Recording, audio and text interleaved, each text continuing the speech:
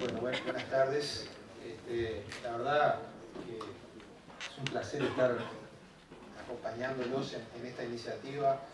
Muchísimas gracias al colegio por la invitación, que pensó que tenía alguna cosa para comentar en relación a los temas que los están ocupando. A mí me da mucha satisfacción ver, por ejemplo, cómo un colegio tiene este tipo de iniciativas de investigación. En Uruguay no tenemos un colegio, tenemos una sociedad de arquitectos que hace una serie de actividades típicas de la sociedad de arquitectos, por cierto, bastante interesantes, pero esto de tener una iniciativa fuerte con respecto a la investigación en arquitectura y en particular en vivienda, y en particular, o ampliando, mejor dicho, la escala en vivienda y ciudad, realmente parece una cosa muy potente, muy interesante, y la verdad que la prueba está de la convocatoria enorme, dentro del público por lo que se ve acá, ¿no? Con un día hermoso de sol, como el día de hoy, hablando de arquitectura, metidos adentro de un salón. Y bueno, así que eso es una prueba de la importancia de estas cosas. Yo brevemente me presentó la compañera ahí, tengo una determinada trayectoria en la academia, más o menos. Ya estoy contando los años para jubilarme, entonces más o menos sé que casi hace 30 años que soy docente. En particular fui docente en un taller de arquitectura, un taller de proyecto, el taller Esqueloto, durante mucho tiempo, y después me tocó hacerme cargo de una unidad académica que se llama Unidad Permanente de Vivienda, en la Facultad de Arquitectura, que lo que hace es investigar y trabajar en forma transversal con los temas de hábitat y vivienda social. Y después de muchos años de estar en la academia y estar tirando piedras en la vereda de enfrente hacia todo lo que se venía haciendo, lo que se viene haciendo en el sistema público, en políticas de hábitat y vivienda social, hoy estoy acompañando al arquitecto Esqueloto, que es director nacional de vivienda del Ministerio de Vivienda de mi país. Me pidió que le diera una mano con eso, así que me encuentro en este momento trabajando en la gestión desde la propia administración del gobierno de Tabaré Vázquez y acompañando a Salvador en ese desafío. A su vez, en el camino tuve la oportunidad en el año 90 de integrar lo que nosotros en Uruguay tenemos como figura de acompañamiento al sistema cooperativo, que son los institutos de asistencia técnica. Tuve la oportunidad con una serie de compañeros, entre esos el arquitecto Ricardo Mutoni, por ejemplo, de fundar el Instituto Acer de Sur y trabajar en el asesoramiento al sistema cooperativo. De aprender a los golpes también, porque en la época que yo me formé en la universidad, en plena dictadura militar, no se hablaba del sistema cooperativo, por supuesto, ni se mencionaba, es más, se lo combatía de diferente manera. Y pasamos toda la facultad prácticamente sin enterarnos de primera, digamos, mano de ningún docente, la riqueza de esa experiencia que el Uruguay está cumpliendo 50 años el año que viene, ¿no? Es una ley del año 68, vamos a ver un poco en detalle. ¿Qué es lo que les quiero de alguna manera mostrar o a qué me movió de alguna forma el material que me mandaron de publicación y de debate? Me parece muy interesante la propuesta de hablar de esa escala, digamos, que da la vivienda y la ciudad. Y les quiero hacer algunos comentarios que para mí son importantes desde el punto de vista de posición y conceptuales, quizá pueden ser interesantes para conversar. No creo que sea ningún descubrimiento ni nada nuevo para ustedes, pero sí por lo menos son importantes para mí porque al cabo del tiempo, entre este tránsito que les estoy contando, he llegado a algunas conclusiones, por lo menos que me sirven para enterarme de cómo viene la mano y se las quiero transmitir. Y después sí ver un poquitito, capaz que más de arquitectura, no tanto desde la crítica a la arquitectura, sino algunos ejemplos a través de lo que puede ser un flash muy rápido del sistema cooperativo. Así que esa es un poco la idea. Yo capaz que me paro porque si no veo, me pierdo y entonces me pongo en un costadito y voy con esto. Se me ocurrió plantear algunas cosas.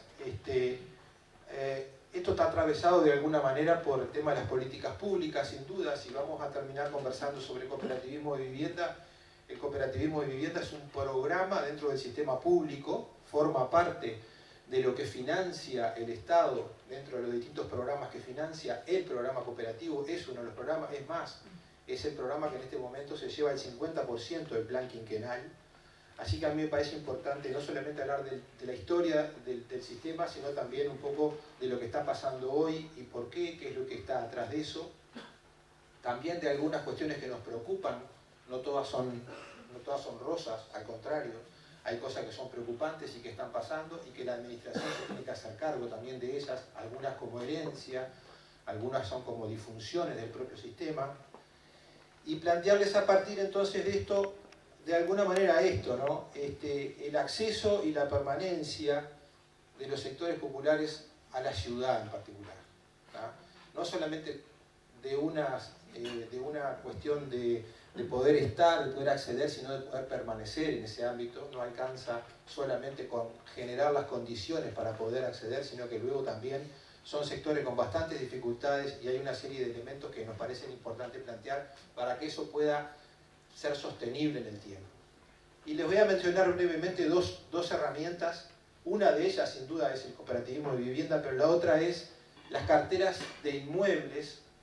En el Uruguay, lo que se conoce como las carteras de tierra, normalmente se llaman carteras de inmuebles para vivienda de interés social, porque incluyen no solamente el terreno baldío, sino que también incluyen edificios que se pueden reaprovechar, que se pueden llenar, el suelo que está edificado para lo que es la legislación en donde se incorporan las carteras, se incorpora como un elemento más a tener en cuenta y utilizar.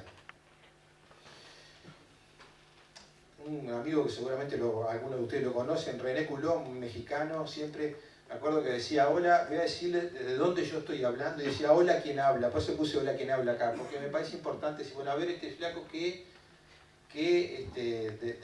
desde dónde está planteando las cosas, ¿no? Y a mí me parece que eso es bueno para poderlo discutir. Y me parece que son como importantes. Yo quiero plantear tres elementos que para mí son claves en esto de la habitabilidad social sustentable en el espacio urbano. Es decir, habitabilidad de las políticas públicas habitacionales y del habitar, sobre todo de los sectores con dificultades para acceder a un espacio adecuado en la ciudad, y una de ellas es la localización en el territorio, ¿sí? El acceso a la ciudad, y ahí aparece el tema del suelo como la función social del suelo urbano. Este es uno de los elementos que a mí me parecen claves para empezar a comprender de alguna manera la cuestión. La otra es la participación de los colectivos, o la participación de los destinatarios de alguna manera en esta cuestión de la habitabilidad en la vivienda social. Eso sin duda tiene que ver con el empoderamiento de esos colectivos, de esa población, con la gestión y sobre todo con la gestión colectiva del habitar. Es el otro pilar que a mí me parece fundamental en esta cuestión o en este debate. Y el otro es el proyecto. O sea, el proyecto como una condición y la calidad del proyecto en la vivienda social como una condición. Esto es, como de alguna manera hoy se comentaba acá, quizá sea como el gran olvidado en toda esta cuestión.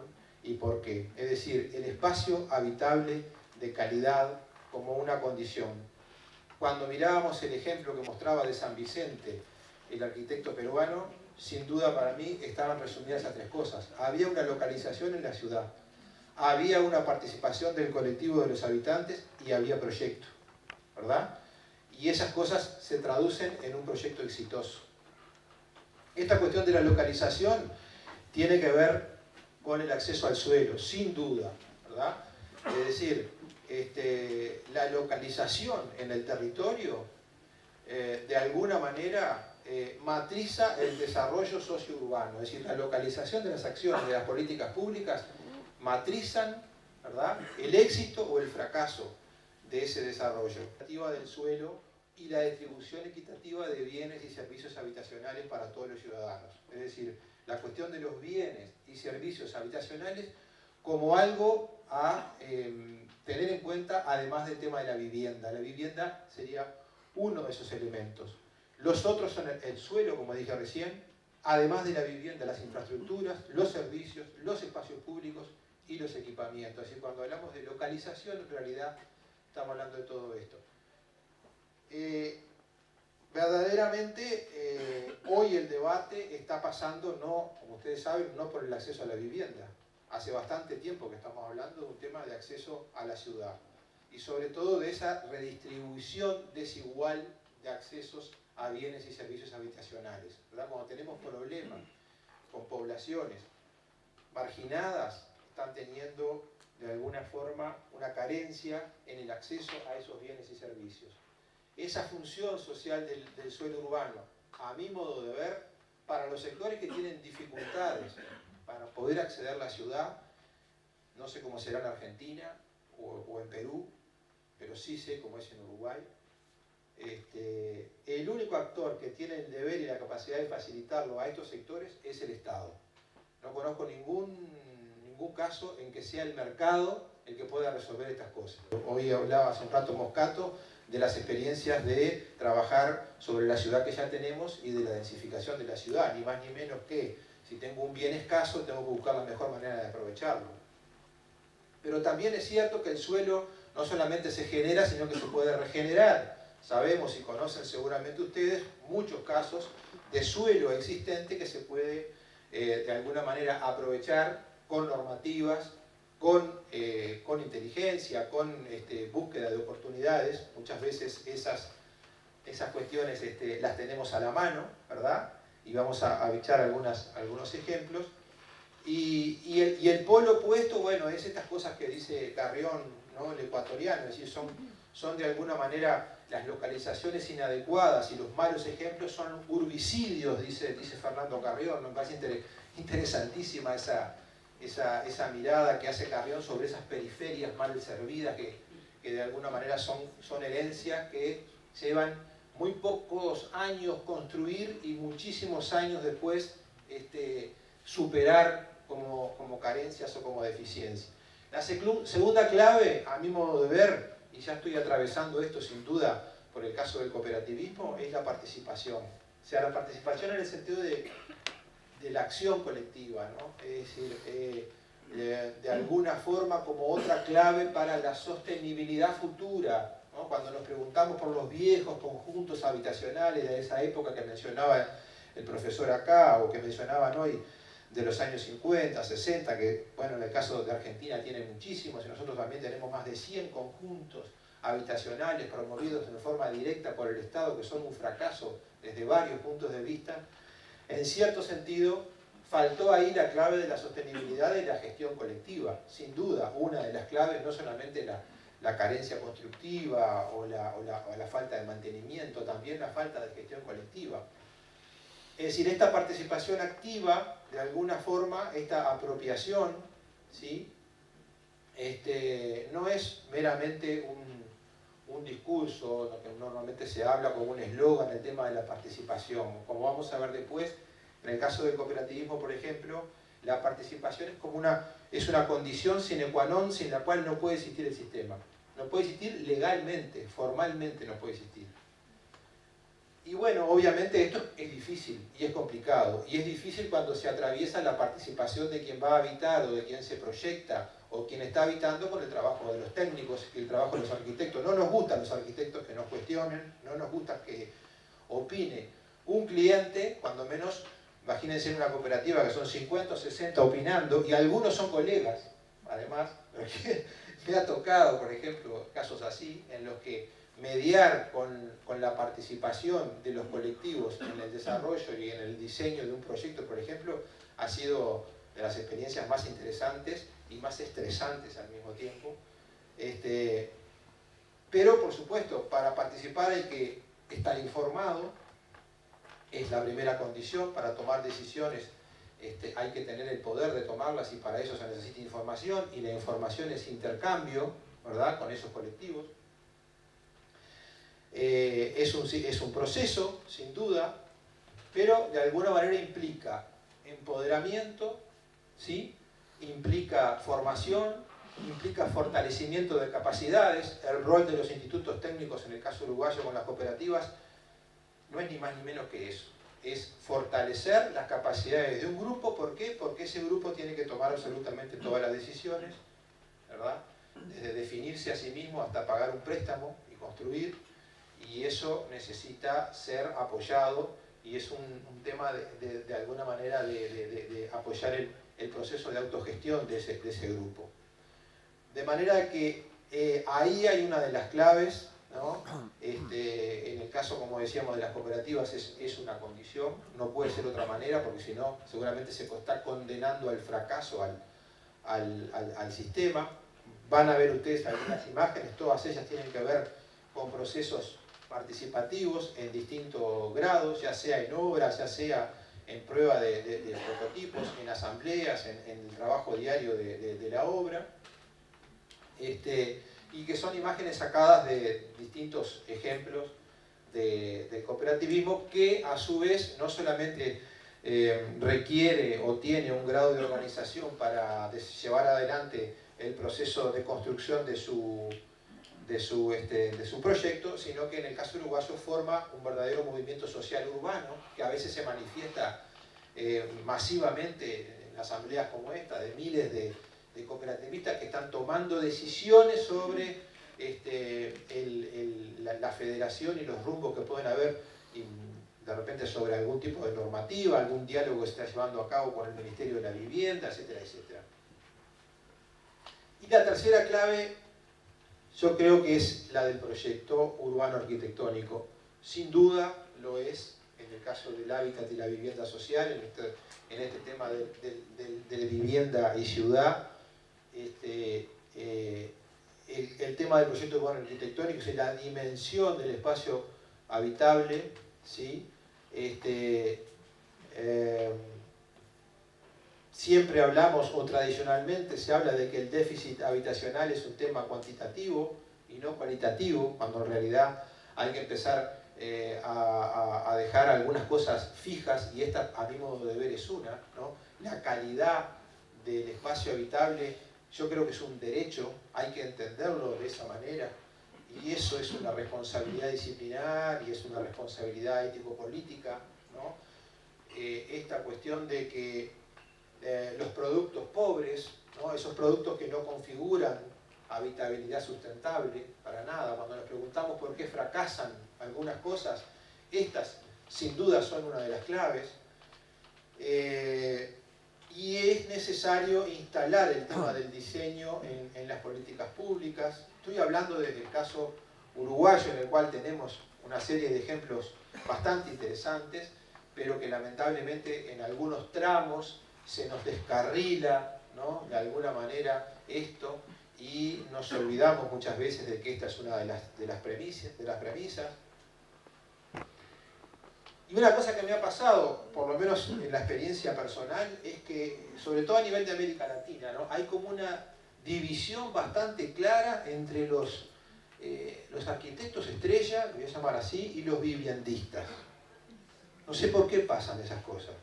Y lo he tenido que discutir con los arquitectos estrella y lo he tenido que discutir con los viviendistas. Es como que los viviendistas hacen viviendas para pobres, ¿no? Y los arquitectos estrellas hacen hoteles, aeropuertos, y la vivienda popular es otra cosa. Y esa remontada, no sé cuál es la experiencia de ustedes, pero puedo asegurar que la mía personal ha sido complicada. Porque por un lado, si de ninguno de los dos lados se entiende que la calidad del espacio habitable es vital para la sostenibilidad, es muy difícil hablar de esto. Entonces, a mí me ha pasado redes, por ejemplo, de hábitat y vivienda social, en general, en América Latina, etcétera, etcétera, y de escuchar charlas de repente que son gráficas, números, y jamás se ve arquitectura, jamás se ve nada que tenga que ver con la materialidad. Hablamos del derecho de la ciudad y la vivienda. ¿Dónde diablos se materializa eso? Se materializa en el espacio. Y se materializa cuando se construye algo de calidad, y no se materializa cuando no se construye nada de calidad. Entonces, eso ha sido un tema, a mí me parece que es importante. Ese déficit de calidad genera pobreza al habitar, etcétera, etcétera. También el tema de que se está hablando acá en este encuentro de vivienda y ciudad, o sea que se está hablando de alguna manera de las cosas que hablaba hoy el profesor.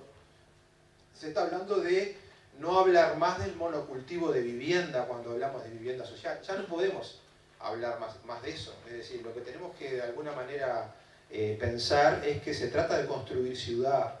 Y entonces, bueno, el resto de las cuestiones que hacen al habitar, además de la vivienda, son tan claves como la vivienda. Y quizás sean algunas de las explicaciones de los fracasos de algunas cosas, ¿no? Es decir, el tema de las demás funciones, ¿sí?, que están alrededor de esto, ¿no? Y sin duda todas las investigaciones, sobre todo los europeos, sobre el tema del espacio para habitar, que debe ser un espacio que pueda ser flexible, que pueda contener y desarrollar distintas actividades, obviamente estamos todavía muy lejos de producir un espacio habitable en la vivienda social, por ejemplo, que tenga la capacidad de tener, hoy se usa la palabra resiliencia, está de moda, vieron que cada tanto aparecen como palabras de moda, que permita, esto los holandeses, muchos de los grupos españoles, hace años que vienen trabajando sobre el tema de la flexibilidad, de la adaptabilidad. Ya, digamos, gente como Abraken, sin duda, otra gente como los holandeses de los 90 tienen desarrollo sobre estas cosas, de por qué no podemos producir hoy una vivienda que tenga esa capacidad de adaptarse a lo largo del tiempo y a los cambios de la familia, esa familia que no sé si alguna vez existió, capaz que sí, capaz que en la década del 50 y el 60, papá, mamá y los dos nenes era la familia tipo, pero hace bastante tiempo que ya no existe más. Nos envejece las tipologías, nos envejece las viviendas. Son cosas como más parecidas a lo que dice Ignacio Paricio, ¿no? Que me parece tan claro cuando dice, Paricio dice que lo deben saber ustedes, lo deben haber visto, con esto de la caja y el estuche, ¿no? Que creo que es brillante porque dice, bueno, el estuche solo sirve para guardar una cosa, la pipa, ¿no? La afeitadora, ¿sí?, papá, mamá y los dos nenes, ¿sí? En cambio la caja puede guardar la pipa, la afeitadora, puede guardar muchas cosas, esa cajita de zapatos que todos tenemos en casa, que guarda de todo, hasta los cassettes viejos que ellos escuchábamos nosotros, ¿te acordás? Y está bueno. ¿Por qué la vivienda no puede parecerse más a una caja que a un estuche? ¿No? Pero sin embargo, a pesar de estas reflexiones que ya llevan años y que la academia hace años que las amasa y que trata de traducirlas a la política pública, y las políticas públicas en sus discursos y planes las recogen, después cuesta traducirlas. Y pasan cosas, y hay amenazas, y hay mitos que siempre vuelven. Por ejemplo, este mito de la cantidad contra la calidad está siempre. No sé por qué, pero siempre está. No porque hay que hacer más, ¿no? Hay que hacer más, aunque no importa cómo o qué, ¿no? Esto del suelo, el suelo mejor sigue siendo el suelo más barato. Y todos sabemos dónde está el suelo más barato. Donde no está la ciudad, está el suelo más barato. Y sin embargo, seguimos en América Latina, en Uruguay también, porque a veces se mira, yo veo que miran al Uruguay como que en Uruguay hay cosas que no pasan igual.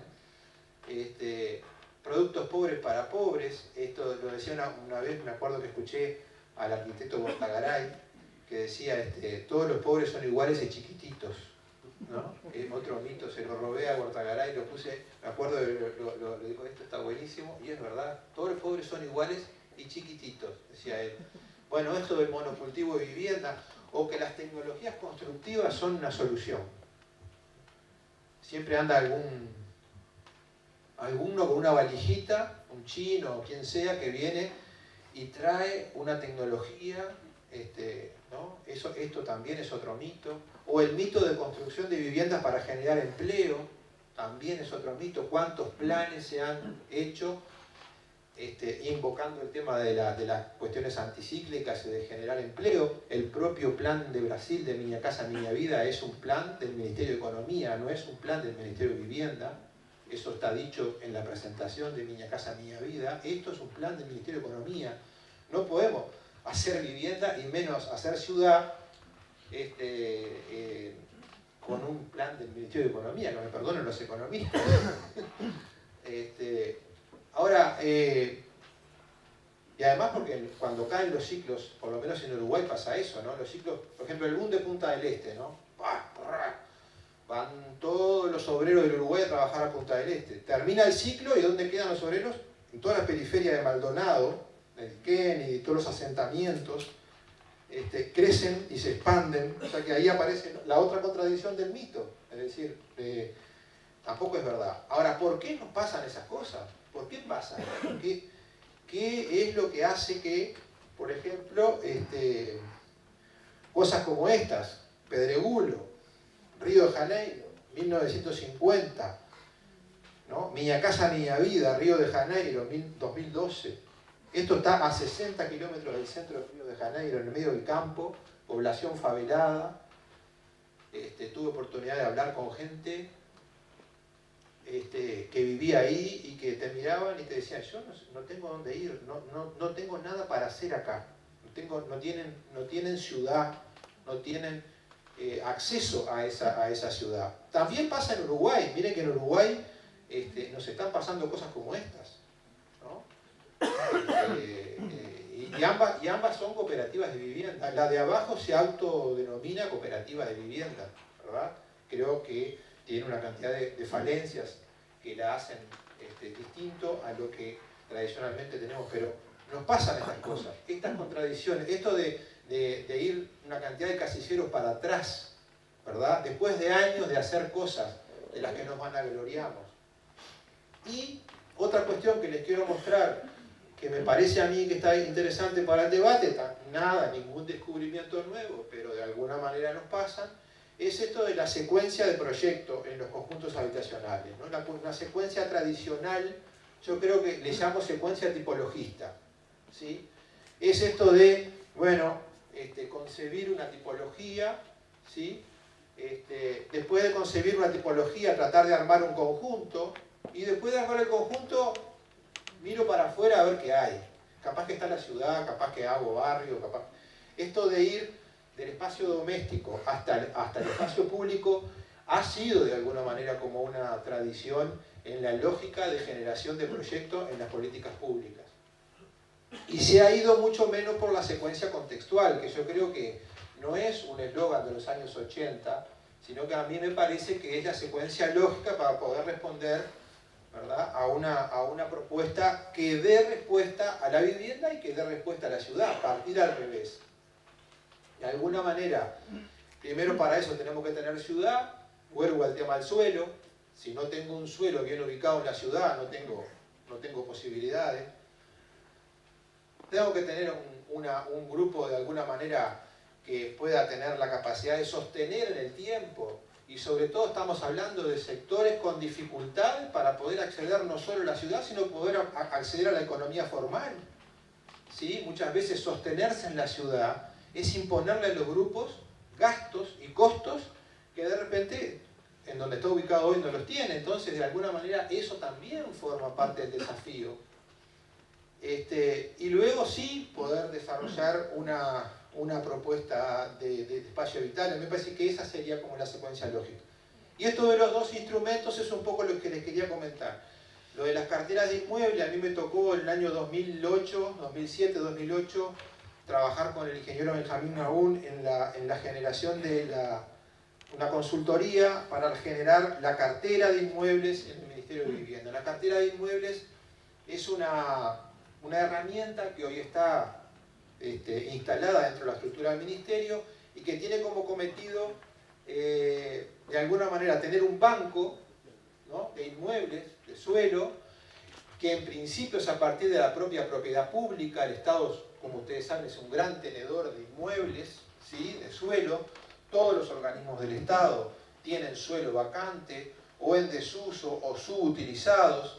La ley prevé entonces que los suelos que puedan ser no utilizados por esos organismos pasen todos al Ministerio de Vivienda, y el Ministerio de Vivienda lo utiliza para el desarrollo de sus programas. Hoy, por ejemplo, todo el sistema cooperativo prácticamente accede al suelo a través de las carteras de inmuebles. Las carteras de inmuebles que están en el Ministerio de Vivienda o las carteras de tierra de las intendencias municipales, que de alguna manera se pagan una vez que la cooperativa obtiene el préstamo. U otros programas como licitaciones, por ejemplo, que también hace uso de las carteras de inmuebles. El suelo por la compra en el mercado es más difícil para la administración pública poder hacer eso, pero básicamente se maneja mucho con el suelo en público. Y el trabajo consistió entonces en crear la cartera, organizar de alguna manera un inventario, ¿sí? Catalogarlo, valorarlo, ver las posibilidades, algunas imágenes de lo que son el antecedente de esta cartera, de la cartera municipal de Montevideo, en pleno centro de la ciudad.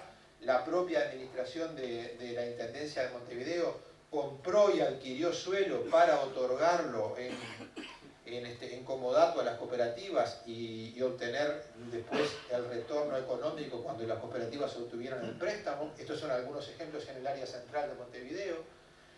Y esto de alguna manera lo que se hizo, se buscó información en todo el país, se clasificaron y se ficharon por ciudad, por propietario público y por terreno, con su capacidad de edificabilidad. Y hoy se formó un banco interesante, bien interesante de suelo, con el cual se está trabajando y ahora voy a mostrar algunos ejemplos de nuevas cosas que se están adquiriendo en este momento y convenios que se están haciendo para esto. Por ejemplo, en la ciudad de Paysandú, los colores son de distintos propietarios, siempre públicos, puede ser el ferrocarril, puede ser electricidad, agua, etcétera, salud, etcétera. Cada uno tiene un color distinto y se identificaron, después se hizo una ficha de cada ciudad, una ficha de cada suelo, y sobre cada suelo se valoró su edificabilidad. Y hoy esto es como la herramienta por la cual muchos sectores populares, entre ellos las cooperativas, pero no solamente las cooperativas, tienen la posibilidad de acceder a un suelo que está calificado como bien servido y con acceso a las infraestructuras y a una localización adecuada en el territorio. Ahí, por ejemplo, se categorizó, etc. Les quería mostrar esto porque es una herramienta que después se transforma en la rendición de cuentas en ley y hoy es una de las herramientas que está incorporada en la Ley de Ordenamiento Territorial y Desarrollo Sostenible. Algunos ejemplos de suelo público que, por ejemplo, es vacante en alguna parte, se fracciona y se va al Ministerio de Vivienda. En este momento el Ministerio de Vivienda acaba de adquirir esto, que es en el cuartel de Dragones, en plena Ciudad Vieja. Se lo compró a la Universidad de la República, que no lo estaba usando, un predio fantástico que está en el borde de las Colleras, por acá entra el buquebús cuando entra al puerto, ¿no? O, por ejemplo, Avenida del Libertador, que es la que va al Palacio Legislativo, para los que conocen Montevideo, para arriba Palacio Legislativo, para abajo 18 de Julio, y acá está la estación central del ferrocarril. Todo ese suelo es de la cartera de inmuebles, pleno centro de Montevideo. Esto está siendo objeto de licitaciones para familias. El Ministerio de Vivienda trabaja con población que tiene un ingreso menor a 60 unidades reajustables. Hoy serían 60.000 pesos, unos 2.000 y algo de dólares total del núcleo familiar tope, de alguna manera. Y ahora voy a explicar cómo funciona el sistema de subsidio. Este es ese suelo, algunos ejemplos tomados de una licitación que se hizo recientemente sobre ese suelo para destinar ahí. Barrio Sur, por ejemplo, ¿no? Candombe, etcétera. Esto es otra licitación en 2 lotes de la vivienda estándar, también por licitación, a partir de carteras de tierra. Cooperativas en el centro de Montevideo. Este es un grupo, ECO es un instituto muy bueno, de muy buena calidad de diseño, en pleno Arenal Grande y Fernández Crespo. Ciudad Vieja, ¿sí? Algunos ejemplos, algunos de estos los voy a desarrollar un poquito después. Un edificio que está enfrente al mercado del puerto, eso lo deben conocer porque todos van a Montevideo, van al mercado del puerto a comer asado. Era de la Intendencia de Montevideo, se reservó la planta baja para locales comerciales y de la planta baja para arriba, por propiedad horizontal, lo cedió a una cooperativa de ahorro previo. La mayoría de las cooperativas en Uruguay son de ayuda mutua. pero también hay muchas de ahorro préstamo, y a su vez la suma de las dos es la gran parte de las cooperativas, que son casi todas de usuarios. Eso lo vamos a ver un poquito más en detalle ahora al final. No son de propietarios, sino que son de uso y goce. Este es un ejemplo bien interesante, pleno barrio sur. Ese es el cementerio central, la Rambla Sur, ¿sí?, que va para el Parque Rodó para allá, y la Ciudad Vieja para el otro lado, para los que conocen Montevideo. Ese sector era un corralón municipal muy grande, cartera de tierra de la Intendencia de Montevideo, y se subdividió y se adjudicó a cooperativas de vivienda, tanto de ahorro previo como de ayuda mutua. Este era el corralón. Ya ven Parque Rodó, por ejemplo, ven el agua. Ese corralón se demolió. Este es un proyecto que hicimos, nos tocó trabajar acá. El proyecto finalmente no se ejecutó, porque nos creímos que lo que decía el plan quinquenal, que las viviendas tenían que ser flexibles y adaptables y todo, era verdad. Y desarrollamos todo un proyecto. Algunas de las cosas estas son parecidas a las Marsellas de Le Corbusier. Quiero conocer esto de acá al lado, que todavía no pude. Y resulta que cuando presentamos el proyecto no había ningún funcionario que pudiera de alguna manera evaluar que una vivienda podría ser crecedora hacia adentro. Una cosa que puede ser, pero no, que no sé cuánto. Hubo que cambiar el proyecto, no importa, es una anécdota. Finalmente se construyó otro proyecto. Pero lo que les quiero contar es que en esta área de la ciudad se facilita a través de este mecanismo el acceso a población de ingresos medios bajos. La población de ingresos más bajos y más carenciada hace de alguna manera uso del sistema cooperativo, pero en menor digamos, cantidad. Es una población más compleja, más complicada. Eso también tiene toda otra historia. Algunas imágenes del mismo lugar, de la obra, unas 350 viviendas. Aquel de atrás es un proyecto bien interesante que lo voy a mostrar ahora. Esto ya es la inauguración de las cooperativas. Son todas de usuarios, no son de propietarios. Estas son de ahorro previo. Ahí hay la inauguración. Bueno, mirá, allá está Mariano lo vi, Mariano Arana. Que vino como edil, porque Mariano Arana fue ministro de Vivienda, fue senador en 2 periodos. Hoy es edil, ¿cómo se llama acá? Concejal. El más digamos, humilde. Claro, entonces él se presentó a la Junta Departamental y está... todo el mundo tiene que lo encuentra en todos lados. Bien interesante. Algunas imágenes en blanco y negro son imágenes de Andrea Sellane, que es una fotógrafa fantástica que hay en la Facultad de Arquitectura, sobre el cooperativismo. Este es un proyecto, está en obra, es de ayuda mutua, más allá de los colores, que yo de repente no me gustan mucho. Una gurisa de un instituto planteó un proyecto muy lindo en base a prefabricación pesada y a obra seca liviana adentro, para que las cooperativas pudieran trabajar mejor con ayuda mutua, con un sistema de un revoque monocapa. Una cosa bien interesante, con toda la estética que le dio la gente, con sus gustos, etcétera, etcétera. Pero es un proyecto bien interesante, que es bastante reciente, más que nada por la jugada que hizo desde el punto de vista de conjugar tecnología con trabajo de la gente y con la localización en el territorio. Y hay un acuerdo ahora con la Intendencia Municipal para trabajar específicamente sobre los suelos de las áreas centrales, que siempre tienen algún problema de repente de gestión, y poder ponerlos en juego para todo esto. Hay muchísimo suelo, pequeñas parcelas. Acá aparece toda la discusión que hoy se daba con el tema de los estacionamientos, sí, los estacionamientos no, las plantas bajas.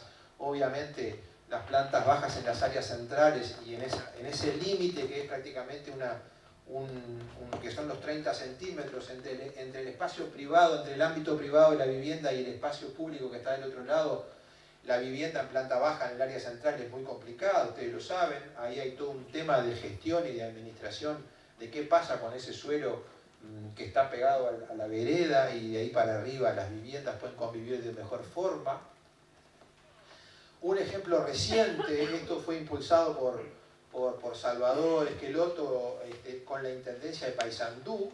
Pailana, una vieja fábrica lanera Paysandú una ciudad industrial, como ustedes saben, ¿no? Es decir, Paicueros, una zona que viene de alguna manera de esa época fantástica del industrialismo, y fantástica, bueno, lo podemos discutir, pero sí del modelo de sustitución de importaciones en el que había laburo y que era una ciudad industrial y popular, a fábricas vacías y abandonadas, 44.000 metros cuadrados prácticamente en el centro de Paysandú, otra vez cartera de suelo municipal y inversión pública, con programas públicos en este suelo, reciclando parte de los galpones y haciendo obra nueva, pero también haciendo un poco esto, ¿no? Que es un poco el esquema que veíamos hoy, y ese fue el planteo que se hizo desde el propio ministerio, decir, bueno, vivienda y esto, ¿no? O sea, el programa es un programa que trata de hacer ciudad y no de construir viviendas. Algunas imágenes del concurso, que son de Christoph, de Sierra, de Alvarito Cayón, pero se presentaron 30 propuestas y se compraron todos los premios para hacer un plan con las ideas. Esas son de alguna manera como muy recientes, que tiene un par de meses, y algunas luces y sombras también de las carteras de inmuebles, ¿no? Por ejemplo, avenidas como Veracierto, en las que la Intendencia otorga una porción muy grande de suelo, pero no dice cuál es su idea de ciudad. No plantea claramente con las normativas, con la forma de ocupar el suelo, y entonces esto se vuelve como una especie de elección de cada instituto técnico, de cada cooperativa. Algunos querían dúplex con frente y fondo, otros se van a volúmenes más grandes, pero la sumatoria de todo esto es una oportunidad perdida, sin duda. Se tienen las herramientas, pero las herramientas no se aprovechan bien. Esas cosas también nos pasan. O, por ejemplo, Propios y General Flores, ¿no? Una zona para 6 niveles y aparece una cooperativa de 3 niveles con aquella especie de, no se sabe bien qué es como algo que le dio vergüenza cuando vio que la escala en ese lugar se le escapaba por todos lados, pero son cosas que se deberían controlar desde la propia administración del territorio, desde la propia intendencia, ¿no? Y entonces estas cosas que promueven expansión, un plan de vivienda sindical, que de alguna manera también está presente, otra vez haciendo uso de suelo barato, suelo alejado, prototipo, kits, lo que ya sabemos que está como condenado al fracaso. Hay unas 2.000 viviendas más o menos en este momento pidiendo financiamiento en trámite para estas cosas. Para no aburrirlo, les voy a hablar un poco del cooperativismo. Se me ocurrió hacerlo de esta manera. Es un subsistema de producción social, sin duda es un sistema de producción social del hábitat. Es muchas cosas porque está ligado con un sistema bastante complejo es una iniciativa privada, la cooperativa es una entidad que tiene su personalidad jurídica, es una empresa social que a su vez tiene equipos técnicos que las asesoran, que también son equipos privados y que hacen uso de los préstamos públicos en el marco de las políticas públicas y de los programas públicos. Por lo tanto, de alguna manera quise poner ahí como una especie de nube media en gris de todas las cosas que a mí me parece que tienen que ver con el cooperativismo. Tiene que ver la arquitectura y la ciudad, tiene que ver la gestión colectiva del habitar, tiene que ver la interdisciplina, tiene que ver la capacitación, tiene que ver la academia, tiene que ver los movimientos sociales, la ayuda mutua, los préstamos, la economía. Hay una cantidad de temas que están presentes en una cosa que tiene una riqueza muy grande, pero que está como cargada de todas estas cosas. Entonces, sin duda que es un proceso de producción, hay una tradición previa al año 68, cuando se instala en la ley de vivienda del año 68, se instaura el cooperativismo de vivienda como lo conocemos hoy, más o menos con algunos cambios. También ahí el legislador se da cuenta de que tiene que desarrollar un instrumento para acompañarlo y ahí coloca los institutos de asistencia técnica, ¿sí? La gente, parece que nunca aparece, pero que creo que debería aparecer, esa ley del 68, forma cooperativas de ayuda mutua, cooperativas de ahorro previo, y a su vez eso sería de alguna manera la forma de producir. Y la relación con la propiedad pueden ser propietarios o pueden ser usuarios. También esa ley genera una moneda, que es la unidad reajustable, que va valorizándose con el índice medio de salario, con la idea de no perder capacidad de pago. Forma el Fondo Nacional de Vivienda, la asistencia técnica, como decíamos hoy. Esto es un programa público, esta es la página web, por ejemplo, del Ministerio, que pone las condiciones. El rol del Estado está presente, obviamente, con el financiamiento, con el préstamo, también con un subsidio, ¿sí? El préstamo es un 85% del costo total del emprendimiento, que incluye las viviendas y el suelo, ¿sí? Y el subsidio, el subsidio, no se va a entender mucho este cuadro, pero el subsidio es como un ecualizador, ¿tá? Entonces, lo que marca la tabla de subsidio es cuál es el porcentaje de afectación del ingreso de un núcleo familiar de acuerdo a sus ingresos y a su composición familiar.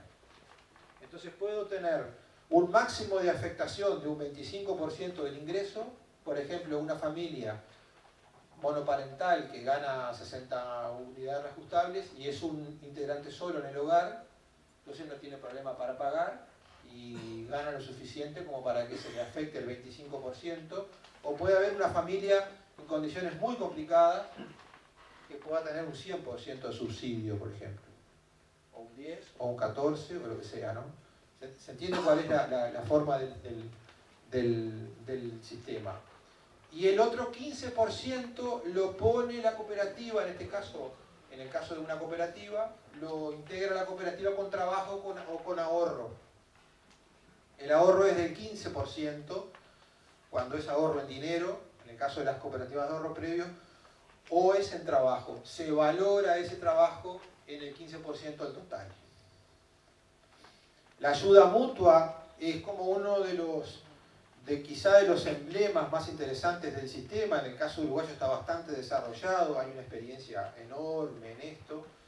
Es un trabajo también importante para los técnicos, el colaborar con esta cuestión, pero sobre todo lo que da es un empoderamiento enorme en la administración y en la gestión colectiva posterior de la gente. Pasar por esa experiencia del trabajo en obra y después cohabitar, habiendo tenido esa experiencia, yo creo que es un factor de sostenibilidad importante que explica muchas cosas de algunos conjuntos que tienen ya 50 años, van a tener, y que uno va ahí, nos ha pasado, tú los has recorrido también, y algunos de ustedes seguramente, otra gente que viene de más lejos, que le cuesta entender que el conjunto tenga casi 50 años.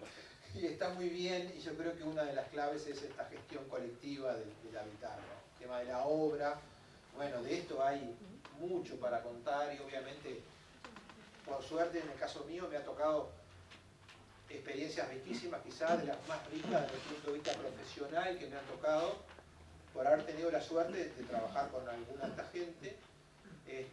Esto de la autogestión, la participación, lo del asesoramiento técnico, obviamente es todo un tramo del tema, ¿no? De alguna forma implica que un instituto técnico tiene que tener cubiertas 4 áreas: el área del desarrollo de un proyecto físico, el área del acompañamiento social, el área económica y el área jurídica. Es decir, esos 4 técnicos tienen que estar presentes como mínimo. Hoy más o menos deben haber unos 60 o 70 IAT, Institutos de Asistencia Técnica, inscritos en el Ministerio de Vivienda, son reglamentados por el Ministerio de Vivienda, son controlados por el Ministerio de Vivienda, pero son entidades independientes, ¿no? Muchas son ONGs, otras no, otras trabajan más como una empresa, pero su accionar es controlado por el Ministerio de Vivienda cuando trabajan con el asesoramiento a cooperativas que están pidiendo el financiamiento al Ministerio, ¿no? Bueno, esto que decíamos de lo de las tecnologías, han habido cambios importantes. Esto a partir de las carteras de tierra, por ejemplo, esta obra que está ahí abajo está frente al Teatro Solís, es de usuarios, la de más abajo. Estas son reciclajes, aquí me tocó participar en estas obras. Las primeras obras de reciclaje por cooperativa se hicieron en el año 90, a la gente le gustaba ese amarillo, fue terrible, pero se pintó de amarillo. Entonces ahí, yo decía, ¿por qué la pintaste de amarillo? Me preguntaban. La de abajo es una obra, capaz que la deben haber visto en algún lado, está en la Rambla Portuaria. Es una obra de reciclaje, mezcla de reciclaje y obra nueva. Allá aparece la planta, es la manzana, tiene un corte importante en la manzana que genera esos patios triangulares. 34 viviendas por ayuda mutua, también en pleno centro histórico, esto está frente al puerto Montevideo, también por cartera de tierras.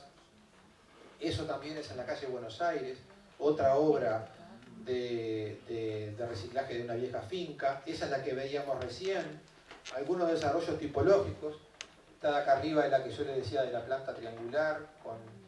Y aquella en realidad fue una de las cosas más interesantes que me tocó trabajar, que es un monumento histórico con grado de protección 4, con una cooperativa de ayuda mutua de vecinos de la Ciudad Vieja que trabajaron en reciclaje, restauración y obra nueva dentro del edificio. Todas las canas que tengo salen de ahí, vienen de esa época. Las mujeres otra vez, allá las mujeres haciendo losetas chiquitas de 6 losetas para colocar sobre viguetas.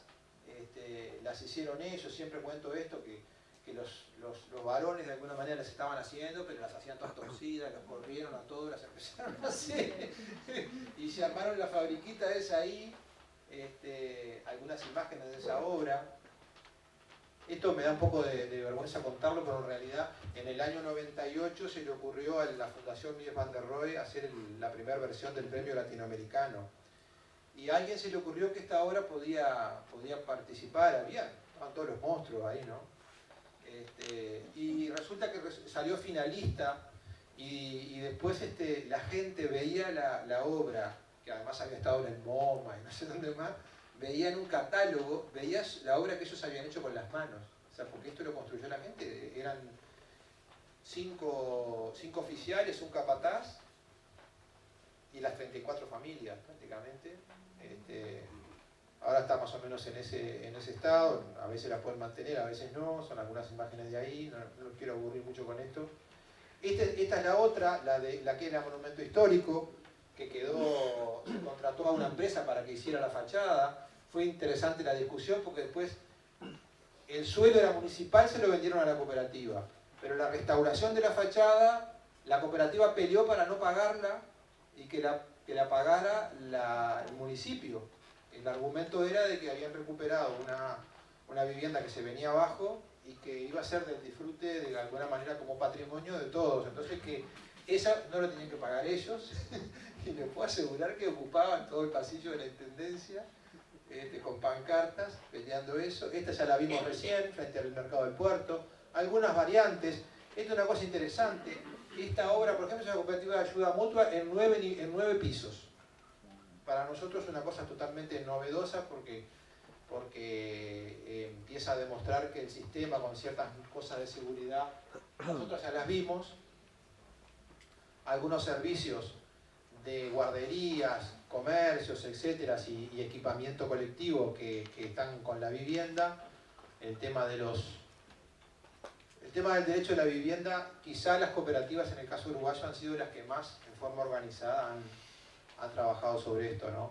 Y bueno, y también me ha tocado colaborar en esto de la reflexión proyectual y de la formación, porque capaz que de alguna manera por aquella experiencia bastante triste de no haber tenido la oportunidad en la facultad de haber conocido esto, nosotros ahora hacemos cursos de cooperativismo en la facultad y los hacemos con estudiantes de arquitectura y de ciencias sociales en la misma aula y con docentes de ambas, como trabajando sobre lo que serían, emulando los institutos de asistencia técnica en aula, digamos. Eso también ha dado algunos resultados. Una de las cosas interesantes que salen de la academia y que hoy las está tomando las federaciones y el Ministerio de Vivienda, es el tema de las cooperativas dispersas. Es decir, una misma cooperativa trabajando en lotes pequeños, próximos, pero con un solo préstamo y un solo grupo, porque lo que está pasando es que los grupos en el área central son muy chiquititos por la disponibilidad de espacios, y los institutos como que le reniegan un poco porque son encargos chicos. Entonces, esta cuestión todavía no hay ninguna, pero bueno, puede haber alguna de estas. Y bueno, estas son un poco las tres líneas de trabajo que nos parece interesante como tenerlas presentes para la sostenibilidad de alguna forma de todo esto. Les quería mostrar una anécdota para terminar, que es, volviendo a esto de la secuencia de proyectos, y también con esta cuestión de que uno siempre está mirando como buen colonizado, nos parece que todo lo que viene de Europa y lo que hacen los europeos mejor, y en las revistas, todas esas cosas. Entonces había una obra que yo siempre quise conocer, de un arquitecto que yo admiro mucho porque es un tipo evidentemente muy inteligente y que ha hecho obras fantásticas, es Renzo Piano, y tiene una obra en París, en la Rue de Meaux, que es muy interesante y nuclea muchas de estas cosas, ¿no? Es decir, el tipo es evidentemente parte de la ciudad, genera una espacialidad fantástica a partir de un bosque ahí, utiliza una tecnología de prefabricación muy interesante, en base a un modulado. Es una cosa muy sencilla, es un proyecto que ya tiene unos años, ¿sí? Y que es como una especie de resumen de todo. Después me di cuenta que no había que irse tan lejos para ver esas cosas, y que nosotros las tenemos cerca, a veces tenemos que aprender de ellas, y cosas como las que dice Viglieca, por ejemplo, que están en la publicación que me acercaron para el evento, en donde él dice estas cosas que son tan evidentes y tan claras que la ciudad de alguna manera, y la escala y la vivienda, cómo manejar y equilibrar eso, ¿no? Que me parecía como una cosa interesante para dejarla ahí como cosa.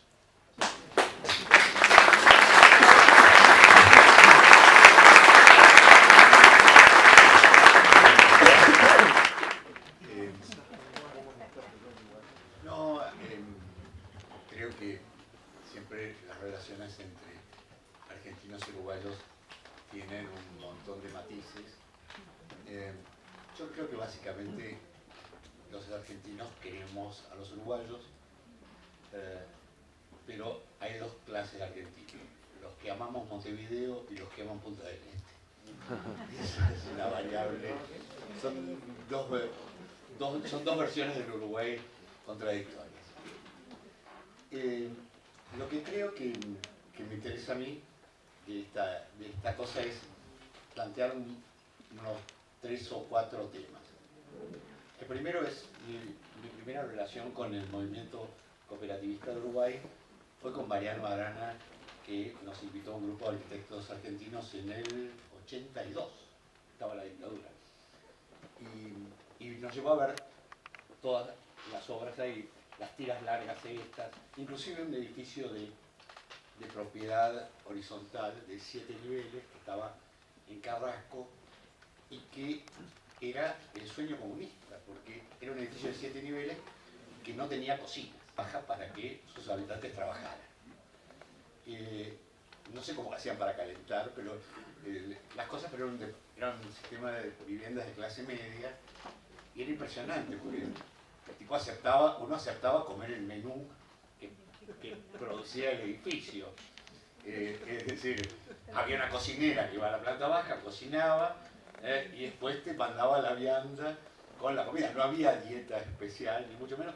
Y había otros que tenían un conjuntito, me acuerdo, eran 32 viviendas, que tenían en el medio un centro de compras, porque compraban todos juntos. Y siempre los uruguayos en ese sentido han sido muy claros en medir, bueno, esa es la pregunta, en medir las posibilidades, porque sería impensable en Argentina en los otros años que un edificio promedio horizontal de planta baja, 7 pisos, 2 retiros, construyera un cocinero en la planta baja.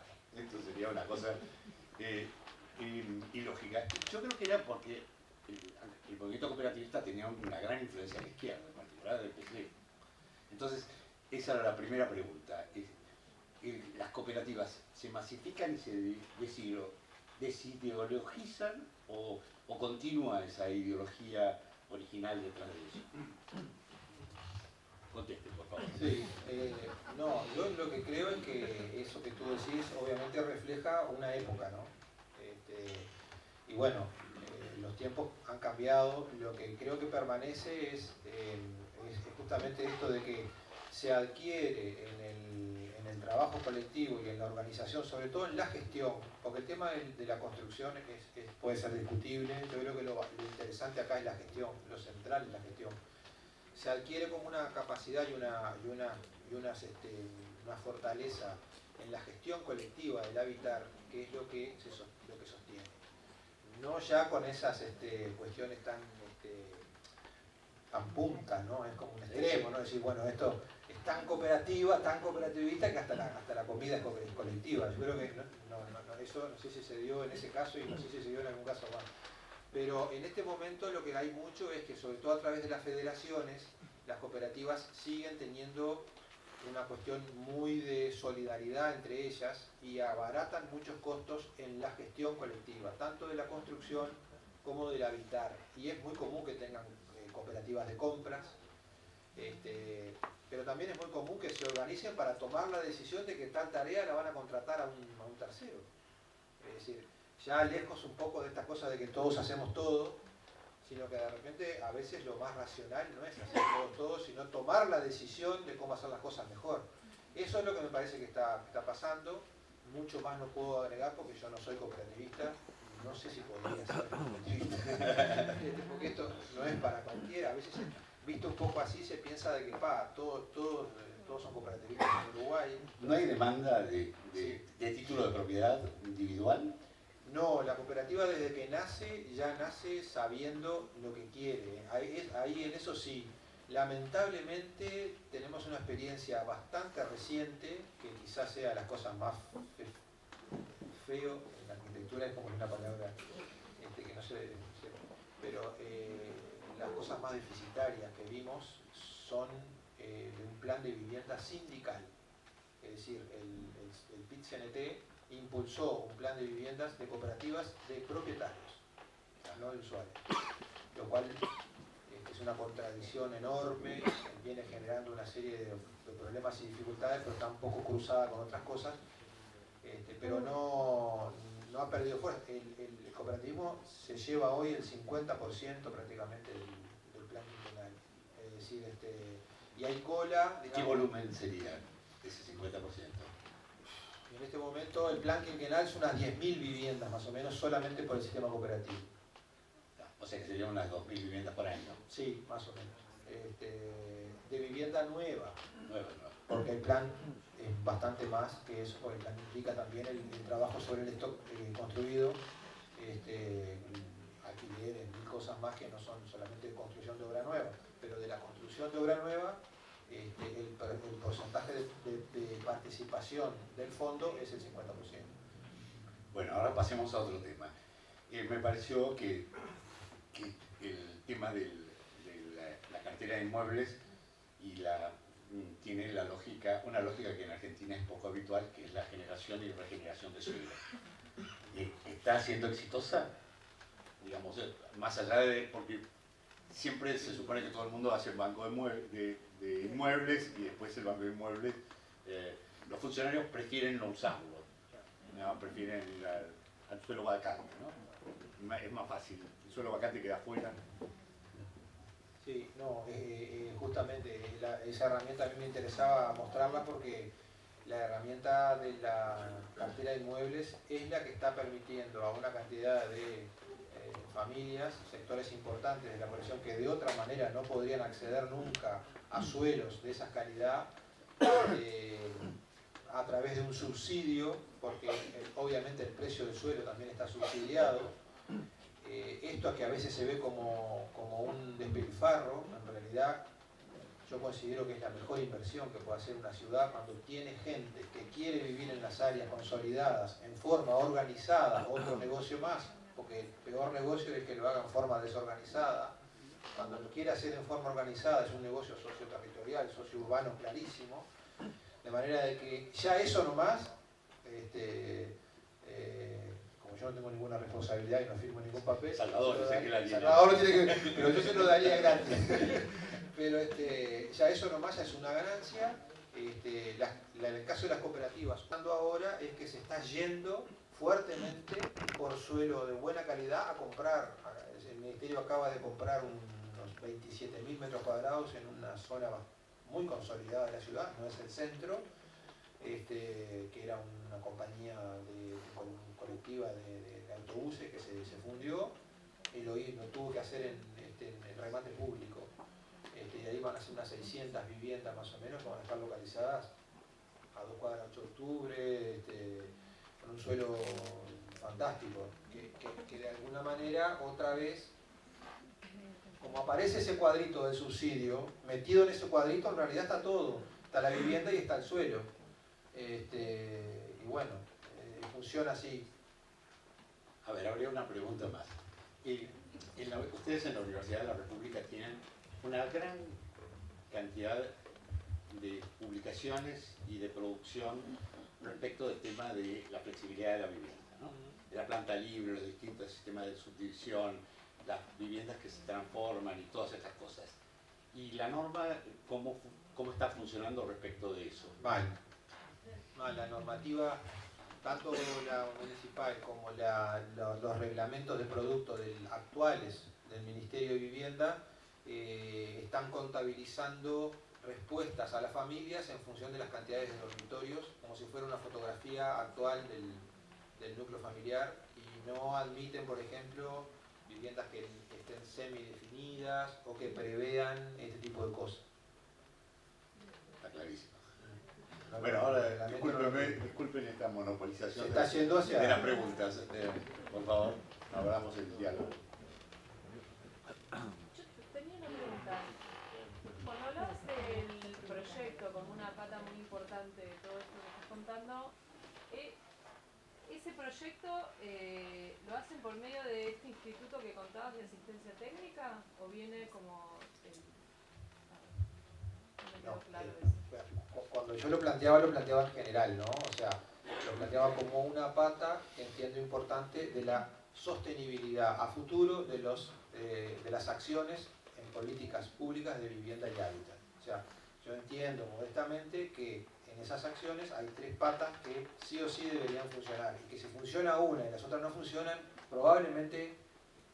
Ahora, en el caso de las cooperativas, eso lo lleva adelante el Instituto de Asistencia Técnica con la participación de la cooperativa, en mayor o menor grado dependiendo del perfil de cada instituto. Y ahí hay toda una historia larguísima de experiencia. ¿Quién sostiene ese Instituto de Asistencia Técnica? Se sostiene con honorarios. Los institutos de asistencia técnica cobran el 7% más IVA del préstamo. Perfecto. ¿Sí? Y ahí no están incluidos los proyectos especiales que son de infraestructuras, y esos son un 2%. Algunos institutos suman las dos cosas y cobran el 9%, otros solo cobran el 7%, y la cooperativa toma la decisión de contratar a un ingeniero sanitario por un lado, ¿no? Que puede hacer perfectamente, y está todo incluido dentro del préstamo como un rubro más. Honorario de asistencia técnica se llama, tanto. Cuando se cobra el préstamo, el día que se escritura, la cooperativa cobra el valor del suelo, y ese valor del suelo va a pagar, ¿verdad?, al propietario, que puede ser público o puede ser privado, y el 60% de los honorarios de asistencia técnica, que cubre en los institutos el trabajo de arquitectos, asistentes sociales, contadores o economistas, abogados, lo que sea, que integren el instituto, y cómo se organicen los institutos, que hay 1000 formas de organizarse, desde gente que son dueños de un instituto y tiene empleados, y eso no hay reglamento que lo organice, hasta cooperativas de trabajo La ley dice que los institutos, la ley dice que cobrarán al costo. O sea, por eso se dice que son sin fines de lucro, porque no se lucra, no hay una ganancia empresarial. Lo que se paga es el trabajo profesional. Por eso se llama el costo. Se paga el trabajo profesional. Está en la ley. Está en la ley. Sí, está la ley que lo dice.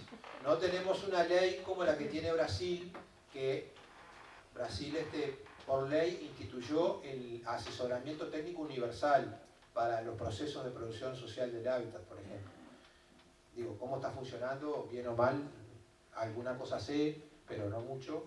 Pero ellos lo tienen no solamente para el cooperativismo. El caso uruguayo está solo para las cooperativas, ¿no? ¿Cómo, perdón, ¿cómo funciona el recupero por parte de...? No, adelante. No, pues levanta la mano. A ver, aquí quiere preguntar. Esto viene muy dinámico. Maestro. Primero, quiero felicitarte. La exposición ha sido muy interesante, muy instructiva. En el Perú conocíamos que el Uruguay se distinguía por sus sistemas cooperativos, pero no, desgraciadamente, no hemos conocido mayores detalles. Es un conocimiento general. Me ha interesado también la marca que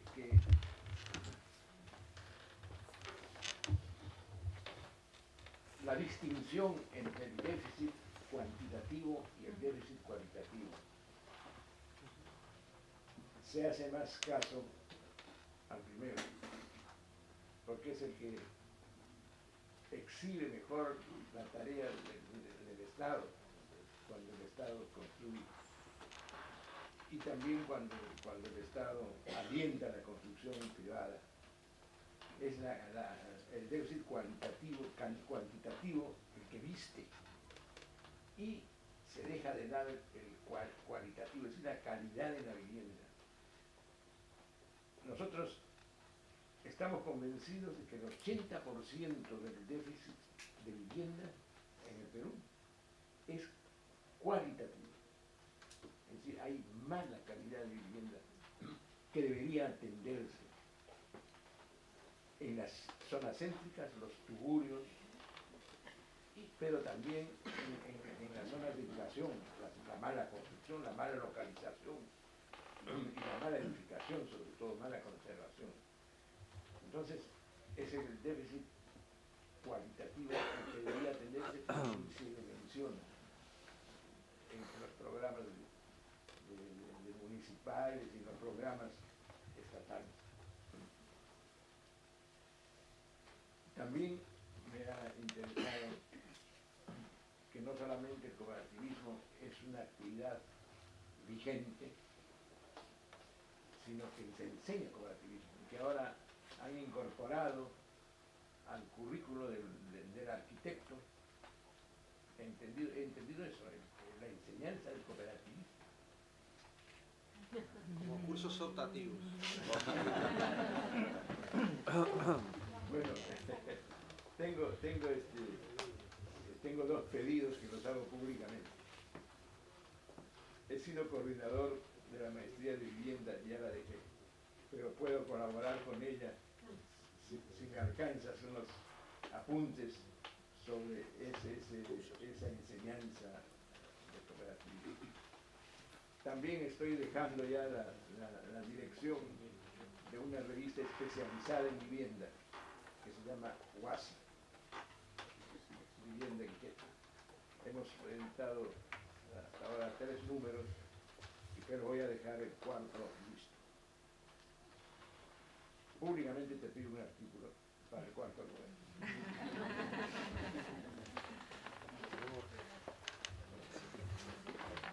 Bueno, gracias. Muy bien. Bueno, había un par de preguntas. Vos querías preguntar y Ramón quería preguntar también. ¿Cómo funcionaba el recupero por parte del Estado de estas inversiones que hacen tierra y demás? Si es que funciona y si se hizo un círculo virtuoso en relación a eso. Sí, no funciona por círculo de fondo rotatorio, ¿no? O sea, porque el fondo se va como invirtiendo más de lo que se percibe. seguro. Pero parte de lo que se recupera va nuevamente para el fondo. Obviamente hay un componente de subsidio, ¿sí? Que lo que explicaba recién, tanto en la obra como en el suelo. Pero las familias pagan a 20 y a 25 años, en algún caso excepcional a 30. Y funciona bien, digo, el Sí, cumplimiento. sí, hubo una crisis importante allá por el 2002, en la época que estaban, digamos, ustedes también con problemas y que se generó todo un problema importante de endeudamiento, pero también el problema se generó por una interpretación de la norma de las actualizaciones, etcétera, con la unidad reajustable, pero después, a partir del 2005, sobre todo se hizo toda una reestructura y ha habido una recuperación enorme de las carteras deudoras y en este momento hay prácticamente una morosidad del 3%, 4%, y anda ahí más o menos. Y no debería haber morosidad en teoría, porque el tema del financiamiento, el sistema de subsidio puede ser corregido. El subsidio que se le otorga a una familia, vamos a suponer que se te subsidia, se te afecta el 20% de tus ingresos para la cuota, el resto es subsidiado. Pero si tú te sacaste la lotería, que además en el caso de las cooperativas los vecinos son los primeros que se enteran, el subsidio es revisable cada 2 años. Entonces ahí tu situación cambió, ¿sí? No necesitas más que la sociedad te ayude con una vivienda, por lo tanto se te quita ese subsidio. Y a la inversa, te quedaste sin laburo, te va mal o lo que sea, el subsidio se puede aumentar. Y el subsidio lo gestiona la cooperativa en forma colectiva, pero es individual por cada familia.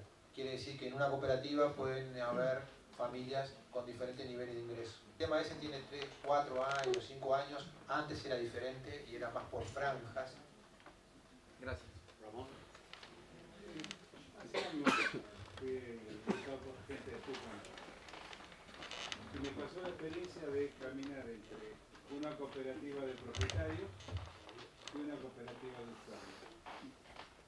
Por un lado había como un Fonavi nuestro, hamacas rotas, cereal, y del otro lado el pastito totalmente cortado, impecable. La guita era la misma. Ellos me explicaban que pueden, este 15% que ponen también puede ser por ayuda, por esfuerzo propio. Entonces que ellos trabajaban más, la plata la asignaban en calidad de vivienda.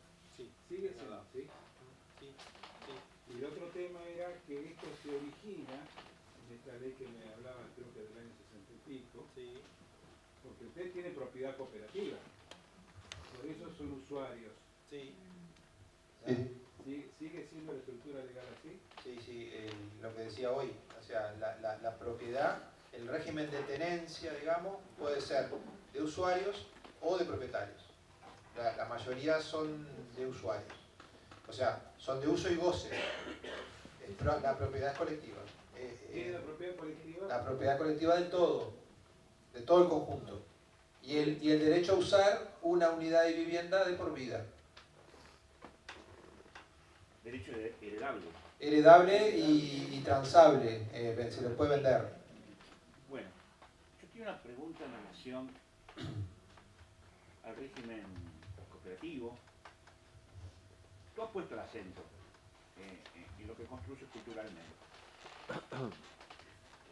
Pero quería saber la extensión de ese movimiento. No sé, cuántas viviendas en la década se dieron, para saber cuánta gente, qué porcentaje de la población está involucrada en estas prácticas, que construyen conductas sociales bastante diferentes a la individualista, digamos, ¿no?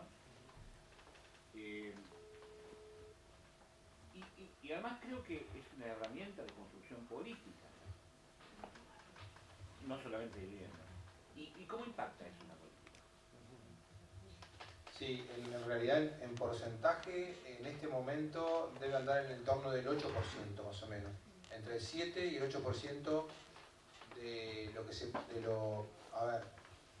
unas 60.000 unidades. stock habitacional en el Uruguay de 1.300.000 más o menos. Y no es mucho, pero tampoco es poco. Y tiene un impacto importante en el sentido de que es muy común que esta misma, a veces se le dice un poco pomposamente, una especie de escuela de ciudadanía y de participación. Yo creo que tiene realmente mucho de eso. Acá también hay una cantidad de mezquindades y acá hay una cantidad de cuestiones que aparecen siempre deformando cosas, ¿no? Liderazgos bien o mal manejados, lo que todos sabemos. Pero en general es muy común que, por ejemplo, representantes de consejos vecinales, ediles, políticos, hay un porcentaje grandísimo de políticos que viven en cooperativas, por ejemplo, que tiene yo creo que tiene sí una incidencia bastante grande, ¿no? En esa cosa. Y lo que sí pasa, no sé si seguirá pasando ahora en este momento, tan así, es que de una cooperativa, hijos de cooperativistas, por ejemplo, forman cooperativas. Y las cooperativas ya hace muchos años que dejaron de ser cooperativas de matriz sindical, por ejemplo, como fueron al inicio, donde en realidad el sistema cooperativo se apropió del cooperativismo al principio en una cosa que fue explosiva y no se esperaba que fuera así. Hay anécdotas de que esta ley de vivienda además se votó en uno de los gobiernos más duros de derecha, el gobierno previo a la dictadura, que fue el de Pacheco Areco, y entre gallos y medias noches se votó la ley de vivienda pensando que iba a ser esto de una ley para reactivar la economía. Las empresas estaban desesperadas porque se votaron la ley, porque la ley es mucho más amplia. Este es el capítulo 10 de la ley.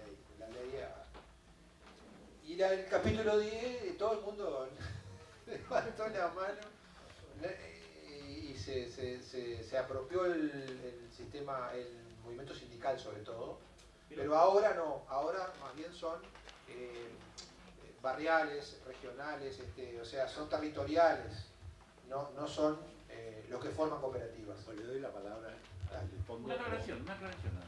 ¿Era previo el movimiento cooperativo o lo crea la ley? No, lo crea la ley. Lo que hay son antecedentes de ayuda mutua. Sí, por favor. Siguiendo con la línea de la pregunta anterior y tratando de no caer en una imagen idílica del movimiento. Vos decías que el año que viene se cumplen 50 años de este sistema y estamos cumpliendo más o menos 25, 26, 27 años también del proceso de descentralización municipal que fundamentalmente se desarrolló en Montevideo. Sé que en la década del 70 también la dictadura intentó eliminar la propiedad colectiva y fue justamente la FUNPAN, la movilización, la que paró ese intento dictatorial. Mi pregunta concreta es esta. Hay justamente la relación social de la propiedad privada para algunas cooperativas de usuarios, por supuesto no existe, pero no solamente trabajan la problemática de la vivienda, sino la problemática del hábitat. Entonces, quería saber si hay algún estudio, alguna investigación, si lo tienen medido, cuál es el grado de participación en los centros comunales, en los centros descentralizados, en relación a las cooperativas de usuarios o cooperativas de propietarios o, digamos, vecinos y vecinas del común. Sí, un poco de lo del presupuesto participativo que decís tú. Presupuesto participativo. Sí, es un poco en la misma línea de la pregunta anterior. Claro. Tiene una incidencia de primera línea, o sea, es muy común que se acerquen propuestas que vienen impulsadas por las cooperativas. Sí. Está bien. Pero digo, hay Pero una participación. sin idealizar, como decís tú, Pero hay una participación efectiva en la producción del hábitat. Digamos, no se limitan a Sí. la tenencia. Yo creo que sí, pero en este momento hay temas que están atravesados por el proyecto, por la calidad del proyecto, que hacen que las cooperativas muchas veces tengan dificultades para realmente formar ciudad. Hoy muchas veces se cierran hacia adentro, ¿sí? Hoy las barreras físicas empiezan a pesar muchísimo y bueno, hay un tema que yo creo que la arquitectura las tendría que resolver mejor y muchas veces no las resuelve, pero eso es un tema tema que ahí. Una pregunta cortita que tiene que ver con lo anterior. Así como esto empezó en los años 50, 60, decías más o menos, ¿no? 68, 66, 68. Pasaron 50 años, ¿no? Digamos, la juventud, digamos, en los 60 y la juventud del 2017 es distinta, ¿no? Digamos, en tiempos donde se exacerba lo individual sobre lo colectivo, ¿no es cierto? Donde el discurso de los medios es el miedo al otro, ¿no es cierto? El otro es un peligro el otro. ¿Vos crees que en las nuevas generaciones, digamos, se ve afectado el sistema cooperativista a partir de esto? No, los hijos de los Es otro. está creciendo el Creo que cambia el perfil del ciudadano, del cooperativista que se nuclea, pero resulta que el cooperativismo sigue teniendo una fuerza tremenda. Bueno, yo qué sé, mi hija, por ejemplo, pongo un ejemplo, es cooperativista, está empezando la obra ahora, pero la mirada que ella tiene sobre lo que están haciendo es totalmente distinta a la que podía tener un sindicalista en los años 60. Es otra distinta, pero tiene bien claro que si no lo resuelve en colectivo, si no lo debate, si no lo discute, si no lo aprueba, no tiene posibilidad de seguir adelante con lo que está haciendo. O sea, es como otra carga. Creo que no lo ha anulado, ¿no?